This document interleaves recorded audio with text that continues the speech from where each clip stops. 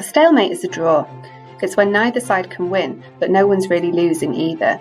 It's basically a deadlock that you're stuck in and can't get out of. The first reason for the stalemate was the failure of the Schlieffen Plan, and Germany weren't able to fulfil their aim of sweeping around Paris to attack it and capture it.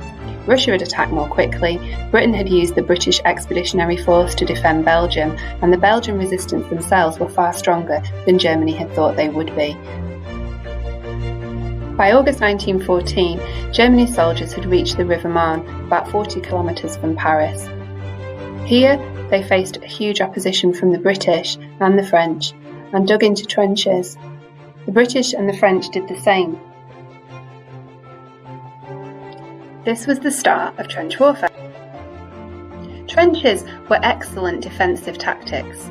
They kept you really well protected, but they made it very difficult to attack. Trenches like these show that both sides realised that a stalemate was happening. This was a defensive war rather than an offensive war of movement. Often trenches, especially those away from the front lines, look like this, particularly the German ones. For example, they often had bunkers with reinforcement, occasionally electricity, and offered protection with some degree of comfort. Trenches were needed because they offered protection from large-scale artillery such as those in this picture. Machine guns like these meant it was easy to defend your trench. It meant that when one army tried to attack across no man's land, it was very difficult.